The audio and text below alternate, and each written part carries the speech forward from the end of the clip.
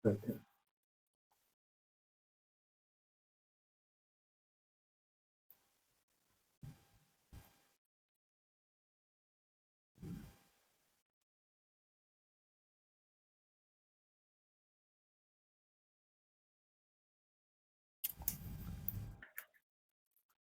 දවසක් සියලු දෙනාටම. අද අපි සූදානම් වන්නේ රසායන විද්‍යාවේ වැදගත් සංකල්පයක් වන ක්වොන්ටම් අංක පිළිබඳව අධ්‍යයනය කිරීමට. මොනවද මේ ක්වොන්ටම් අංක කියලා කියන්නේ? ක්වොන්ටම් අංක කියලා කියන්නේ පරමාණුවක පවතින ඉලෙක්ට්‍රෝනයක් විස්තර කිරීම සඳහා යොදා ගනු ලබන වැදගත් සංකල්පයකට. මේක බෝර් ආකෘතිය මගින් තමයි හඳුන්වලා දීලා තියෙන්නේ. මේ සංකල්පයට අනුව පරමාණුවක තියෙන ඉලෙක්ට්‍රෝනයකට එයටම අදාළ වූ ක්වොන්ටම් අංක කුලකයක් තියෙනවා. මේ ක්වොන්ටම් අංක කුලකය තුල ක්වොන්ටම් අංක 4ක් ගැන කතා කරනවා. දැන් අපි මේ ක්වොන්ටම් අංක එකින් එක පිළිබඳව අධ්‍යයනය කරලා බලමු. ඊට කලින් මම කියන්නම් පරමාණුවක තියෙන ඉලෙක්ට්‍රෝනයක් ගැන විස්තර කරන සංකල්පයක් නම් අපි මුලින්ම බලමු මේ ඉලෙක්ට්‍රෝනය කොහෙද තියෙන්නේ කියලා. අපි දන්නවා පරමාණුවක තියෙනවා ප්‍රධාන ශක්ති මට්ටම්. ප්‍රධාන ශක්ති මට්ටමේ තියෙනවා උපශක්ති මට්ටම්. උපශක්ති මට්ටම් යටතේ තියෙනවා කාක්ෂික. මෙන්න මේ concept එක ඔළුවේ තියාගෙන අපි දැන් යමු ඉලෙක්ට්‍රෝනයක පැවැත්ම විස්තර කරන මේ ක්වොන්ටම් අංක ගැන කතා කරන්න. ප්‍රධාන ශක්ති මට්ටම් යටතේ තියෙන උපශක්ති මට්ටම්, උපශක්ති මට්ටම් වල තියෙනවා කාක්ෂික. මෙන්න මේ කාක්ෂික වල තමයි ඉලෙක්ට්‍රෝන තියෙන්නේ. අපි යමු පළවෙනි ක්වොන්ටම් අංකය තමයි ප්‍රධාන ක්වොන්ටම් අංකය. ප්‍රධාන ක්වොන්ටම් අංකය. මේක අපි සංකේතවත් කරනවා සිම්පල් n අකුරෙන්. ඒ කියන්නේ මොකද්ද? ප්‍රධාන ක්වොන්ටම් අංකය කියලා කියන්නේ පරමාණුවක ඉලෙක්ට්‍රෝනයක් පවතින ප්‍රධාන ශක්ති මට්ටම. ප්‍රධාන ශක්ති මට්ටම සංකේතවත් කිරීම සඳහා තමයි අපි ප්‍රධාන ක්වොන්ටම් අංකය පාවිච්චි කරන්නේ. මෙහෙම කිව්වොත් n සමානයි 2. ඒ කියන්නේ දෙවනි ප්‍රධාන ශක්ති මට්ටම. n සමානයි 5. පස්වෙනි ප්‍රධාන ශක්ති මට්ටම. එහෙනම් ප්‍රධාන ක්වොන්ටම් අංකය සිම්පල් n වලින් සංකේතවත් කරන්නේ ඉලෙක්ට්‍රෝනයක් පවතින ප්‍රධාන ශක්ති මට්ටම. හරිම ලේසි. n සමානයි 2 කිව්වොත් දෙවනි ප්‍රධාන ශක්ති මට්ටම. n සමානයි 3 කිව්වොත් තුන්වෙනි ප්‍රධාන ශක්ති මට්ටම. ඒ විදිහට. ඊළඟට යමු දෙවනි ක්වොන්ටම් අංකයට. අපි මේකට කියනවා උද්දිගාංශ ක්වොන්ටම් අංකය. උද්දිගාංශ ක්වොන්ටම් අංකය. එහෙම නැත්නම් අපි මේකට කියනවා තව නමක් කෝණික ගම්‍යතා අංකය කියලා. කෝණික ගම්‍යතා අංකය. මේක අපි සංකේතවත් කරන්නේ සිම්පල් L අකුරේ. ඒ කියන්නේ මොකද්ද? උද්දිගාංශ ක්වොන්ටම් අංකයෙන් කතා කරන්නේ අපි ඉලෙක්ට්‍රෝනයක් පවතින උපශක්ති මට්ටම ගැන. එතකොට මොනවද මේ උපශක්ති මට්ටම්? ප්‍රධාන උපශක්ති මට්ටම් තියෙනවා 4. මොනවද 4 දෙනා? S P D F. ඔන්න උපශක්ති මට්ටම් 4 S P D F. මේ උපශක්ති මට්ටම් 4ට අංක 4ක් තියෙනවා. අපි ඒක තමයි උද්දිගාංශ ක්වොන්ටම් අංකයෙන් සංකේතවත් කරන්නේ. S ට තියෙන අංකය 0, P ට 1, D ට 2, F ට 3. මෙහෙම කිව්වොත් L සමානයි 1. එහෙනම් මම මේ කවුරු ගැනද කියලා තියෙන්නේ? P උපශක්ති මට්ටම ගැන. L සමානයි 3, F උපශක්ති මට්ටම. L සමානයි 0, S උපශක්ති මට්ටම. අන්නේ විදිහට එක් ප්‍රධාන ශක්ති මට්ටම් වල තියෙන උපශක්ති මට්ටම්, මේ උපශක්ති මට්ටම් සංකේතවත් කිරීම සඳහා තමයි උද්දිගාංශ ක්වොන්ටම් අංකය තියෙන්නේ. ඊළඟට අපි බලමු දැන් ප්‍රධාන ශක්ති මට්ටම් වල උපශක්ති මට්ටම් තියෙනවා කිව්වේ. දැන් බලමු අපි මේ එක් ප්‍රධාන ශක්ති මට්ටම් වල තියෙන උපශක්ති මට්ටම් මොනවද කියලා. පළවෙනි ප්‍රධාන ශක්ති මට්ටමේ තියෙන්නේ S උපශක්ති මට්ටම. දෙවනි ප්‍රධාන ශක්ති මට්ටමේ තියෙනවා S P උපශක්ති මට්ටම් 2. තුන්වෙනි ප්‍රධාන ශක්ති මට්ටමේ තියෙනවා S P D උපශක්ති මට්ටම් 3. හතරවෙනි ප්‍රධාන ශක්ති මට්ටමේ තියෙනවා S P D F. ඔය විදිහට. ලේසි මතක තියාගන්න 1 1යි 2 2යි 3 3යි ඔහොම තමයි යන්නේ. එතකොට පළවෙනි ප්‍රධාන ශක්ති මට්ටමේ S, දෙකේ SP, තුනේ SPD. එතකොට මේවට දීපු මේ උපශක්ති මට්ටම් වලට දීපු අංක තමයි උද්දිකාංශ ක්වොන්ටම් අංකය S බිඳුවයි, P1යි, D2යි, F3යි. දැන් අපි කතා කරන්න යන්නේ තුන්වෙනි ක්වොන්ටම් අංකය වන චුම්බක ක්වොන්ටම් අංකය ගැන. මම පටන් ගන්නකොටම කිව්වා ඉලෙක්ට්‍රෝනයක් තියෙන්නේ කොහෙද කියලා. ප්‍රධාන ශක්ති මට්ටමේ තියෙනවා කිව්වා උපශක්ති මට්ටම්. උපශක්ති මට්ටම් වල තියෙනවා කියලා කිව්වා කාක්ෂික. මෙන්න මේ කාක්ෂික වලනේ ඉලෙක්ට්‍රෝන තියෙන්නේ. අන්න ඒ කාක්ෂික සංකේතවත් කිරීම සඳහා තමයි චුම්බක ක්වොන්ටම් අංකය පාවිච්චි කරන්නේ. ප්‍රධාන ශක්ති මට්ටම් වල තියෙන උපශක්ති මට්ටම්, උපශක්ති මට්ටම් වල තියෙනවා කාක්ෂික. අන්න ඒ එක් එක් උපශක්ති මට්ටම් වල තියෙන කාක්ෂික සංකේතවත් කිරීමට තමයි අපි මේ චුම්බක ක්වොන්ටම් අංකය පාවිච්චි කරන්නේ. ඒක අපි සංකේතවත් කරනවා ML වලින්. අපි දැන් දැනගන්න ඕන එක් එක් උපශක්ති මට්ටම් වල තියෙන කාක්ෂික කීය මොනවද? කාක්ෂික කීය තියෙනවද කියලා. උපශක්ති මට්ටම් 4ක් තියෙනවානේ. S, P, D, F කියලා. මෙන්න මේ උපශක්ති මට්ටම් වල තියෙන කාක්ෂික මොනවද කියලා අපි දැනගන්නවා. ඒකට තියෙනවා සම්බන්ධතාවයක් 2L-1. මෙන්න මේ සම්බන්ධතාවය පාවිච්චි කළා අපිට හොයන්න පුළුවන් මෙන්න මේ උපශක්ති මට්ටම් වල තියෙන කාක්ෂික සංඛ්‍යාව කීයද කියලා. අපි මෙහෙම බලමුකෝ. S උපශක්ති මට්ටමට දීපු උද්දිකාංශ ක්වොන්ටම් අංකය බිඳුවනේ. එහෙනම් දෙවරක් බිඳුව බිඳුවයි, බිඳුවයි එකයි එකයි. එහෙනම් S උපශක්ති මට්ටමේ තියෙනවා කාක්ෂික එකක්. P වල බලමුකෝ. P වලට දුන්න උද්දිකාංශ ක්වොන්ටම් අංකය 1. එහෙනම් දෙවරක් 1 2යි, 2යි 1යි 3යි. D වලට 2, F වලට 3. ඔහොමනේ අපි දුන්නේ උද්දිකාංශ ක්වොන්ටම් අංක ටික SPDF 0.1 2 3 කියලා. එහෙනම් ඒ විදිහට දාලා බලන්න. දෙවරක් 2 4යි, 4යි 1යි 5යි. දෙවරක් 3 6යි, 6යි 1යි 7යි. ඔන්න අපි දැන් දන්නවා එක් එක් උපශක්ති මට්ටමේ තියෙන කාක්ෂික සංඛ්‍යාවල්. S උපශක්ති මට්ටමේ කාක්ෂික 1යි, P උපශක්ති මට්ටමේ කාක්ෂික 3යි, D උපශක්ති මට්ටමේ කාක්ෂික 5යි, F උපශක්ති මට්ටමේ කාක්ෂික 7යි. එහෙනම් S 1යි, P 3යි, D 5යි, F 7යි. මෙන්න මේ කාක්ෂික සංකේතවත් කිරීම සඳහා තමයි චුම්බක ක්වොන්ටම් අංකය පාවිච්චි කරන්නේ. මේ දීලා තියෙන චුම්බක ක්වොන්ටම් අංකය විදිහට අපි දීලා තියෙන්නේ ඒ උපශක්ති මට්ටමේ තියෙන උද්දිකාංශ ක්වොන්ටම් අංකයේ ඍණ අගයේ සිට ධන අගය දක්වා සංඛ්‍යා. බිඳුවත් ඇතුළත්ව. S වල තියෙන කාක්ෂික 1යිනේ. එහෙනම් එයාගේ ඒ කාක්ෂිකයට දීපු අංකය තමයි බිඳුව. P වල තියෙනවනේ කාක්ෂික 3ක්. මේ කාක්ෂික 3ට අපි අංක දීලා තියෙනවා එයාගේ උද්දිකාංශ ක්වොන්ටම් අංකයේ ඍණ අගයේ ඉඳන් ධන අගය දක්වා ඉලක්කම් ටික. ඍණ 1, බිඳුව, ධන 1. බිඳුවද ඇතුළත් වෙන්නත් ඕනේ. D වල තියෙනවනේ කාක්ෂික 5ක්. මෙන්න මේ කාක්ෂික 5ට අංක 5ක් දෙනවා. ඒ අංක 5 දෙන්නේ එයාගේ උද්දිකාංශ ක්වොන්ටම් අංකයේ ඍණ අගයේ ඉඳන් ධන අගය දක්වා ඉලක්කම් ටික. ඍණ 2, ඍණ 1, බිඳුව, ධන 1, ධන 2. ඊළඟට F වල තියෙනවා කාක්ෂික 7ක්. මේ කාක්ෂික 7ට අංක 7ක් තියෙනවා. ඒ අංක 7 දෙන්නේ එයාගේ උද්දිකාංශ ක්වොන්ටම් අංකයේ ඍණ අගයේ ඉඳන් ධන අගය දක්වා ඉලක්කම් ටික. බිඳුවද ඇතුළත්ව. ඔන්න ඔය විදිහට. එතකොට ml සමානයි බිඳුව කියලා කිව්වොත් S උපශක්ති මට්ටමේ තියෙන කාක්ෂිකයෙත් ml සමානයි බිඳුව තියෙනවා. P වලක් තියෙනවා, D වලක් තියෙනවා, F වලක් තියෙනවා. ml සමානයි ධන 2 කියලා කිව්වොත් D උපශක්ති මට්ටමේ තියෙන කාක්ෂිකයේ තමයි ධන 2 තියෙනවා. F උපශක්ති මට්ටමේ තියෙන කාක්ෂිකයේ ධන 2 තියෙනවා. ඊළඟට ml සමානයි ඍණ 3 කිව්වොත් F උපශක්ති මට්ටමේ තියෙන කාක්ෂිකයේ තමයි ඍණ 3 තියෙන්නේ. හරිද?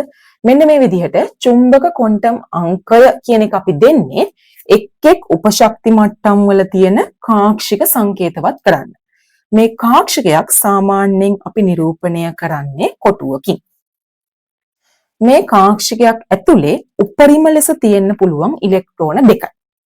එතකොට අපිට දැන් හදන්න පුළුවන් එක් උපශක්ති මට්ටම් වල තියෙන කාක්ෂිකවල තියෙන ඉලෙක්ට්‍රෝන සංඛ්‍යාවයි. අපි මෙහෙම ගමුකෝ. S උපශක්ති මට්ටමේ කාක්ෂික එකයිනේ. එක කාක්ෂිකයක තියෙනවා කිව්ව ඉලෙක්ට්‍රෝන දෙකක්. එහෙනම් උපරිම ඉලෙක්ට්‍රෝන කීයක් තියෙන්න පුළුවන්ද S උපශක්ති මට්ටමේ? ඉලෙක්ට්‍රෝන දෙකක් තියෙන්න පුළුවන්.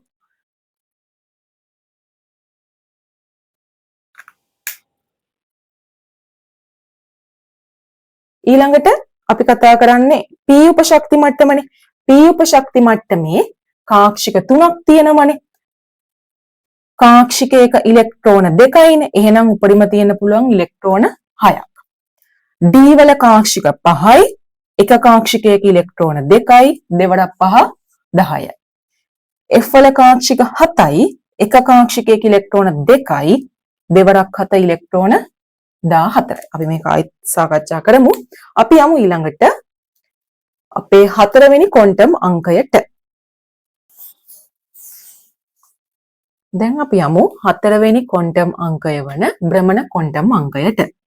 භ්‍රමණ ක්වොන්ටම් අංකය සංකේතවත් කරන්නේ ms වලින්.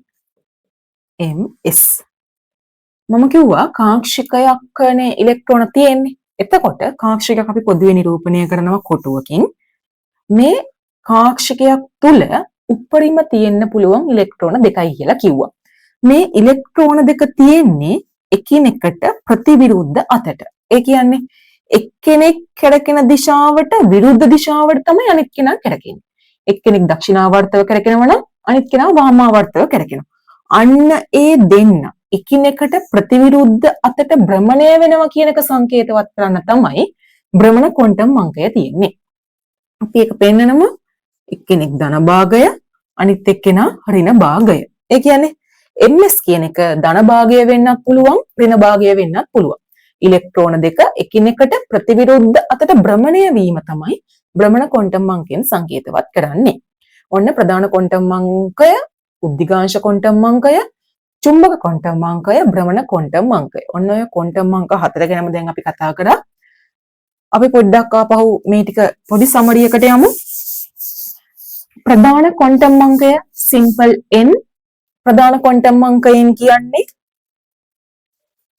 ඉලෙක්ට්‍රෝනයක් පවතින ප්‍රධාන ශක්ති මට්ටම n සමානයි 1 කිව්වොත් පළවෙනි ප්‍රධාන ශක්ති මට්ටම, n සමානයි 2 කිව්වොත් ඉලෙක්ට්‍රෝනය තියෙන දෙවෙනි ප්‍රධාන ශක්ති මට්ටමේ, n සමානයි 3 කිව්වොත් ඉලෙක්ට්‍රෝනය පවතින්නේ තුන්වෙනි ප්‍රධාන ශක්ති මට්ටමේ.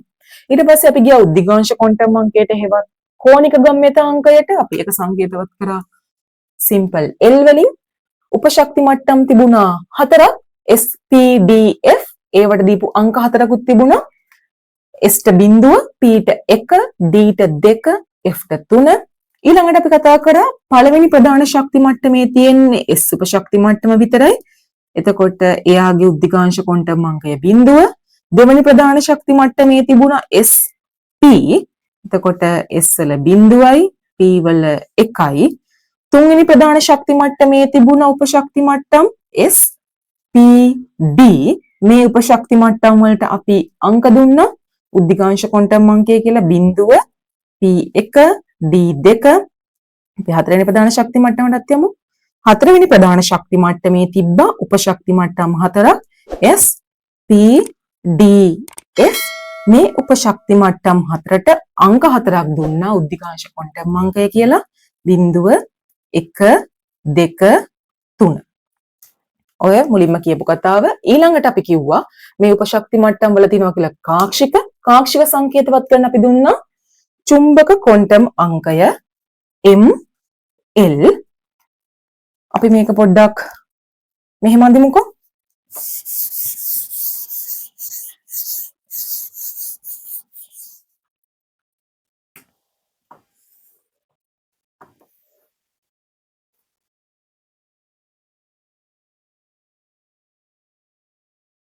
උපශක්ති මට්ටම් S උපශක්ති මට්ටමට දීපු උද්දිකාංශ ක්වොන්ටම් අංකය තමයි බිඳුව. එයාගේ තියෙනවා කාක්ෂික එකක්. අපි කිව්වට සමීකරණයෙන් ගත්තා 2L ධන 1 කියන සමීකරණයෙන් අපි ගත්තා. ඒ උපශක්ති මට්ටමේ තියෙන කාක්ෂික ගාන. ඒ කාක්ෂික වලට දීපු අංකය තමයි චුම්බක ක්වොන්ටම් අංකය. එතකොට S උපශක්ති මට්ටමේ තිබුණු කාක්ෂිකයට දීපු අංකය බිඳුව. එක කාක්ෂිකයක් ඇතුලේ උපරිම ඉලෙක්ට්‍රෝන දෙකක් තියෙන්න පුළුවන් කිව්වා. එහෙනම් S උපශක්ති මට්ටමේ තියෙන්නේ ඉලෙක්ට්‍රෝන දෙකයි. හරි නේද? අපි ඊළඟ එකකට කතා කරලා බලමුකෝ. P උපශක්ති මට්ටම, D උපශක්ති මට්ටම, F උපශක්ති මට්ටම. ඔන්න උපශක්ති මට්ටම් හතර ගැන අපි කතා කරේ. මේ උපශක්ති මට්ටම් හතරට දීපු L උද්දිගාංශ ක්වොන්ටම් අංක හතර තමයි 0, 1, 2, 3. ඊළඟට මේ උපශක්ති මට්ටම් වල තියෙනවා කියලා කිව්වා කාක්ෂික. S උපශක්ති මට්ටමේ කාක්ෂික 1යි, P උපශක්ති මට්ටමේ කාක්ෂික 3යි, D උපශක්ති මට්ටමේ කාක්ෂික 5යි, F උපශක්ති මට්ටමේ කාක්ෂික 7යි. ඒ කාක්ෂික වලට දීපු අංක වලට කිව්වා චුම්බක ක්වොන්ටම් අංකය 0. P වල තියෙනවනේ කාක්ෂික 3ක්. මේ කාක්ෂික 3ට අපි අංක 3 දුන්නේ එයාගේ උද්දිගාංශ ක්වොන්ටම් අංකයේ ඍණ අගයේ ඉඳන් ධන අගය දක්වා ඉලක්කම් ටික. එහෙනම් ඍණ 1, බිඳුව, ධන 1. D වලට දුන්නා ඍණ 2, ඍණ 1, බිඳුව, ධන 1, ධන 2. F වලට දුන්නා ඍණ 3, ඍණ 2, ඍණ 1, බිඳුව, ධන 1, ධන 2, ධන 3 විදියට චුම්බක ක්වොන්ටම් අංක. ඊළඟට අපි මේ වගේ තියෙන ඉලෙක්ට්‍රෝන ගාන බැලුවොත් S උපශක්ති මට්ටමේ කාක්ෂික 1යි, එක කාක්ෂිකයක ඉලෙක්ට්‍රෝන 2යි. එහෙනම් පොඩි ඉලෙක්ට්‍රෝන ගාන 2යි. P වල කාක්ෂික 3යි, එක කාක්ෂිකයක ඉලෙක්ට්‍රෝන 2යි. දෙවඩක් 3 6යි, දෙවඩක් 5 10යි, දෙවඩක් 7 14යි. ඔන්න ඔක තමයි මෙච්චර වෙලා කතා කරපු සම්පූර්ණ කොටසේ සමරිය. ඊළඟට අපි කතා කරා භ්‍රමණ ක්වොන්ටම් අංකය MS. ඒකෙන් අදහස් කරේ ඉලෙක්ට්‍රෝනයක් එකිනෙකට ප්‍රතිවිරුද්ධ අතට භ්‍රමණය වෙනවා කියන එක. ධන භාගය තියෙන්නත් පුළුවන්, ඍණ භාගය තියෙන්නත් පුළුවන්. මේ ටික තමයි අපි කතා කරේ. ඊට පස්සේ අපි යමු තව වැදගත් දෙයක් තියෙනවා කියන්න. ක්වොන්ටම් අංක කුලකය. ක්වොන්ටම් අංක කුලකය කියලා කියන්නේ මේ කතා කරපු ක්වොන්ටම් අංක හතර අපි එකට ලියලා ගන්න කුලකයක් විදිහට ලියලා ගන්න එක තමයි ක්වොන්ටම් අංක කුලකය කියලා කියන්නේ. ඒ කියන්නේ ප්‍රධාන ශක්ති මට්ටම සංකේතවත් කරපු ප්‍රධාන ක්වොන්ටම් අංකය n, ඊට පස්සේ උපශක්ති මට්ටම සංකේතවත් කරපු උද්දිගාංශ ක්වොන්ටම් අංකය l, කාක්ෂික සංකේතවත් කරපු චුම්බක ක්වොන්ටම් අංකය ml, එකිනෙකට ප්‍රතිවිරුද්ධ අතර භ්‍රමණය වෙනවා කියන එක සංකේතවත් කරපු භ්‍රමණ ක්වොන්ටම් අංකය ms. ඔන්න ඔය ටික එක පිළිවෙලකට එක පෙළට ලියලා කුලකයක් විදිහට ලියන එක තමයි ක්වොන්ටම් අංක කුලකය කියලා කියන්නේ. හරිම ලේසි. ක්වොන්ටම් අංක කුලකය කියලා කියන්නේ අලුත් දෙයක් නෙමෙයි. ප්‍රධාන ක්වොන්ටම් අංකය, උද්දිගාංශ ක්වොන්ටම් අංකය, චුම්බක ක්වොන්ටම් අංකය සහ භ්‍රමණ ක්වොන්ටම් අංකය පෙළ ගස්සලා ලියන එක තමයි ක්වොන්ටම් අංක කුලකයක් කියලා කියන්නේ. එතකොට තව දෙයක් කියන්න තියෙනවා. යම්කිසි ඉලෙක්ට්‍රෝනයක් ගත්තොත් මෙන්න මේ ඉලෙක්ට්‍රෝනයට උපරිම වශයෙන් සමාන වෙන්න පුළුවන් ක්වොන්ටම් අංක 3ක් විතරයි. මෙන්න මේ කාක්ෂිකයේ තියෙන ඉලෙක්ට්‍රෝන දෙක ගත්තොත් මෙන්න මේ කාක්ෂිකයේ තියෙන ඉලෙක්ට්‍රෝන දෙකට සමාන වෙන්නේ ප්‍රධාන ක්වොන්ටම් අංකය සමානයි. මොකද මේ ඉලෙක්ට්‍රෝන දෙක එකම ප්‍රධාන ශක්ති මට්ටමේ තියෙන්න පුළුවන්. ඊළඟට එකම උපශක්ති මට්ටමේ තියෙන්නත් පුළුවන්. එකම කාක්ෂිකයේ තියෙන්නත් පුළුවන්. හැබැයි මේ දෙන්නගේ මොන අංකයද වෙනස් වෙන්නේ? භ්‍රමණ ක්වොන්ටම් අංකය වෙනස් වෙනවා. මොකද මේ දෙන්න කැරකෙන්නේ එකිනෙකට ප්‍රතිවිරුද්ධ අතට. එහෙනම් කිසියම් ඉලෙක්ට්‍රෝන දෙකකට අදාළව උපරිම වශයෙන් සමාන වෙන්න පුළුවන් ක්වොන්ටම් අංක 3ක් විතරයි. හොඳට මතක තියාගන්න. කිසියම් පරමාණුවක තියෙන ඉලෙක්ට්‍රෝන දෙකකට අදාළව උපරිම වශයෙන් සමාන වෙන්න පුළුවන් ක්වොන්ටම් අංක 3ක් විතරයි. ප්‍රධාන ක්වොන්ටම් අංකය, උද්දිගාංශ ක්වොන්ටම් අංකය, චුම්බක ක්වොන්ටම් අංකය. ඒ කියන්නේ එකම ප්‍රධාන ශක්ති මට්ටමේ, එකම උපශක්ති මට්ටමේ, එකම කාක්ෂිකයක තියෙන්න පුළුවන්. හැබැයි මේ ඉලෙක්ට්‍රෝන දෙකේ භ්‍රමණ ක්වොන්ටම් අංකය වෙනස් වෙනවා. හේතුව මේ දෙන්න කැරකෙන්නේ එකිනෙකට ප්‍රතිවිරුද්ධ අතට. ඒ නිසා කිසියම් ඉලෙක්ට්‍රෝන දෙකකට අදාළව උපරිම වශයෙන් සමාන විය හැක්කේ ක්වොන්ටම් අංක 3ක් විතරයි. ඔබට මන ක්වොන්ටම් අංකය වෙනස් වෙනවා. ඒකත් මතක තියාගන්න. ඊළඟට අපි බලමු මේ කාක්ෂිකවල හැඩ. S කාක්ෂිකයක් ගත්තොතින් අපි කියනවා S කාක්ෂිකය ගෝලාකාර හැඩති. P කාක්ෂිකයක හැඩය ඩම්බෙල් ආකාරය. ඊළඟට අපි යමු MCQ ප්‍රශ්න දෙකක් තුනක් විතර හදන්න. මෙන්න මෙහෙම කිව්වොත් n සමානයි 3යි l සමානයි 2යි. මෙන්න මේ සම්බන්ධතාවය තියෙන උපරිම ඉලෙක්ට්‍රෝන සංඛ්‍යාව කීයද? ඔක තමයි ප්‍රශ්නේ. n සමානයි 3යි l සමානයි 2යි. එතකොට අපි කොහොමද මේ වගේ ප්‍රශ්නකට උත්තරයක් ගන්න? n සමානයි 3 කිව්වොත් මේ කියන්නේ තුන්වෙනි ප්‍රධාන ශක්ති මට්ටමේ තියෙන ඉලෙක්ට්‍රෝන ගැන. තුන්වෙනි ප්‍රධාන ශක්ති මට්ටමේ තියෙන ඉලෙක්ට්‍රෝනේ තියෙන උපශක්ති මට්ටම් මොනවද? මම කිව්වා තුන්වෙනි ප්‍රධාන ශක්ති මට්ටමේ උපශක්ති මට්ටම් තුනක් තියෙනවා. S P D. ඒකෙන් මේ කතා කරන්නේ L සමානයි 2. L කියලා දුන්නේ උද්දිගාංශ ක්වොන්ටම් අංකයනේ. උද්දිගාංශ ක්වොන්ටම් අංකය කියලා කියන්නේ උපශක්ති මට්ටම. එතකොට මතකද මම දුන්නා S P D F වලට දීපු උද්දිගාංශ ක්වොන්ටම් අංක 0 1 2 3. එහෙනම් L සමානයි 2 කියලා මම මේ අදහස් කරලා තියෙන්නේ කවුරු ගැනද? D උපශක්ති මට්ටම. D උපශක්ති මට්ටමේ තියෙන්න පුළුවන් කිව්වා උපරිම කාක්ෂික 5ක්. හරි නේද? මේ කාක්ෂික 5 ඉලෙක්ට්‍රෝන කීයද කියලා අහන්නේ. එක කාක්ෂිකයක ඉලෙක්ට්‍රෝන 2යි, දෙවරක් 5 ඉලෙක්ට්‍රෝන 10යි. අන්න එහෙමයි උත්තරේ ගන්න. හරිම ලේසි, ලොකු දෙයක් නෑ මේ කතාවල. අර සමරිය මම කලින් ඇඳපු අන්නේ සමරිය ඔලුවට දාගත්තා නම් හරිම ලේසි කතාවක් මේ ක්වොන්ටම් අංක කියලා කියන්නේ. අපි තව ප්‍රශ්නයකට යමු.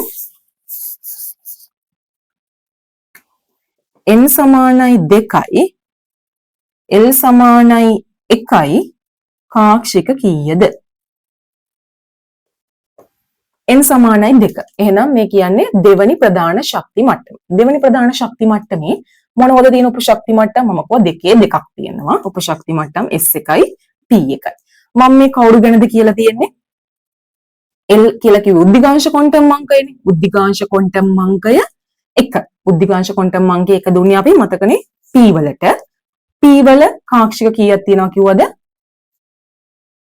3. හරි නේද? එහෙනම් අපි චුට්ටක් මේ මුළු කතා ටික ඔක්කොම දාලා ඔයාලත් මේක ඇඳගන්න. සමරියක් දාමු. ප්‍රධාන ශක්ති මට්ටම 1, උපශක්ති මට්ටම නැත්නම් උද්දිගාංශ ක්වොන්ටම් අංකය, ඊළඟට චුම්බක ක්වොන්ටම් අංකය, ඊට පස්සේ අපි යමු ඉලෙක්ට්‍රෝන වලට. පළවෙනි ප්‍රධාන ශක්ති මට්ටමේ තියෙන්නේ S උපශක්ති මට්ටම විතරයි. ඒකේ බිඳුව මතකනේ උද්දිගාංශ ක්වොන්ටම් අංකය. ඊට පස්සේ යාගේ කාක්ෂිකයට නැත්නම් චුම්බක ක්වොන්ටම් අංකය අපි දුන්නේ බිඳුව. එතකොට උපරිම තියෙන පුළුවන් ඉලෙක්ට්‍රෝන 2යි. ඊළඟට යමු අපි දෙවනි ප්‍රධාන ශක්ති මට්ටමට. දෙවනි ප්‍රධාන ශක්ති මට්ටමේ තියෙනවා උපශක්ති මට්ටම් දෙකක්. S1 තියෙනවා P1 තියෙනවා. S වලට දීපු උද්දිගාංශ ක්වොන්ටම් අංකය 0, P වලට දීපු උද්දිගාංශ ක්වොන්ටම් අංකය 1.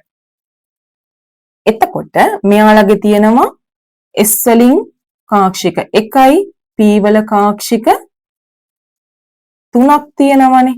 මෙන්න ඒවට දීපු කාක්ෂික වලට දීපු අංක චුම්බක ක්වොන්ටම් අංක ටික. එහෙනම් ඉලෙක්ට්‍රෝන කීයක් තියෙනවද? මෙතන මේ කාක්ෂිකයේ ඉලෙක්ට්‍රෝන 2යි, මෙතන කාක්ෂික 3යිනේ. කාක්ෂික 3යි. එතකොට ඔක්කොම කාක්ෂික 4යි. ඉලෙක්ට්‍රෝන ඔක්කොම තියෙනවා 8ක්. ඊළඟට අපි යමු. අපි ඕන මෙතන කාක්ෂික සංඛ්‍යාවක් දාගෙන යමුකෝ. S උපශක්ති මට්ටමේ කාක්ෂික 1යි. අපි ඒක වඩහන ඇතුළේ ලියමු. දෙවනි ප්‍රධාන ශක්ති මට්ටමේ ඔක්කොම තියෙන කාක්ෂික 4යි. මේ ml කියන එක කියන්නේ කාක්ෂික සංකේතවත් කිරීමට දෙන අංගනේ චුම්බක ක්වොන්ටම් අංකය. ඊළඟට අපි යමු තුන්වෙනි ප්‍රධාන ශක්ති මට්ටමට. තුන්වෙනි ප්‍රධාන ශක්ති මට්ටමේ තියෙනවා S තියෙනවා, P තියෙනවා D කියලා උපශක්ති මට්ටම් 3ක් තියෙනවා. මේ උපශක්ති මට්ටම් 3ට දීපු අංක 3 තමයි S බිඳුව P1 D2. ඊළඟට ඒවේ කාක්ෂික S වල එක කාක්ෂිකයයි P වල කාක්ෂික 3යි D වල කාක්ෂික 5යි. එතකොට ඔක්කොම තියෙනවා කාක්ෂික 5යි 8යි 1යි 9යි. ඔක්කොම කාක්ෂික 9යි. කාක්ෂික 9ක් නම් උපරිම ඉලෙක්ට්‍රෝන ගාන දෙවරක් 9 18යි. මොකද එක කාක්ෂිකයක් ඇතුලේ ඉලෙක්ට්‍රෝන තියෙනවා දෙකක්. ඔන්න ඔක තමයි සමරිය. ඊළඟට අපි ගත්තොත් හතරවෙනි ප්‍රධාන ශක්ති මට්ටමේ තියෙනවා S උපශක්ති මට්ටම, P උපශක්ති මට්ටම, D උපශක්ති මට්ටම, F උපශක්ති මට්ටම. එතකොට ඒවට අපි දීපු L උද්දිකාංශ ක්වොන්ටම් අංකය තමයි 0.123. ඊළඟට කාක්ෂික තියෙනවා S වල 1යි, P වල 3යි, D වල 5යි, F වල 7යි. හරිද? ඒ ගමන ඒ කාක්ෂික සංඛ්‍යාවට අදාළව ඉලෙක්ට්‍රෝන ගාන ගණන් කරලා ගන්න පුළුවන්. එක කාක්ෂිකයක් ඇතුළේ තියෙන ප්‍රිම ඉලෙක්ට්‍රෝන දෙකයි. මෙන්න මේ විදිහට තමයි යන්නේ. ඊළඟ දේ තමයි අන්තිමටම ප්‍රධාන ක්වොන්ටම් අංකය n වන කවචයක තියෙන මුළු කාක්ෂික සංඛ්‍යාව n වර්ගවලට සමානයි. මොකද්ද මේ කියන්නේ? ප්‍රධාන ක්වොන්ටම් අංකය n වන කවචයක තියෙන කාක්ෂික සංඛ්‍යාව. මෙන්න මෙතන තියෙන මේ කාක්ෂික ගාන n වර්ග කියන එකෙන් එනවලු. කොහොමද අපි බලමු ඒක හරිද කියලා? n සමානයි 1 වුණොත් එයාගේ කාක්ෂික තියෙනවා එක් වරක් 1 1යි. හරි නේද? n සමානයි 2 වුණොත් එයාගේ කාක්ෂික තියෙන්න ඕන මෙන්න මෙයාගේ හැටියට දෙවරක් 2 4ක්. හරි නේද? n සමානයි 3 වුණොත් එයාගේ කාක්ෂික තියෙන්න ඕන 3 වර්ග 3 වරක් 3 9ක්. හරිද මේ ආවේ? එහෙනම් n සමානයි 4 වුණොත් එයාගේ කාක්ෂික කීයක් තියෙන්න ඕනද? 4 වර්ග 4 වරක් 4 16ක්. ඔන්න ඔක තමයි කියන්නේ ප්‍රධාන ක්වොන්ටම් අංකය n වන කවචයක තියෙන මුළු කාක්ෂික සංඛ්‍යාව n වර්ග වලින් හම්බ වෙනවා. හරි නේද? එහෙනම් ඔන්න ඔක තමයි අපිට කතා කරන්න තියෙන්නේ සමරිය සම්පූර්ණ ක්වොන්ටම් අංක වලට අදාළව. ක්වොන්ටම් අංක කියලා කියන්නේ හරිම ලේසි පාඩමක්. මේක ගොඩක් අවුරුදු වල MCQ ප්‍රශ්නයකට එනවා. හරිම ලේසි ලකුණු ගන්න පුළුවන් දෙයක්. මම හිතනවා ක්වොන්ටම් අංක කොටස හොඳට තේරෙන්නේ නැති කියලා හැමෝටම. එහෙනම් අපි අලුත් පාඩමකින් ආයෙ දවසක හම්බ වෙමු.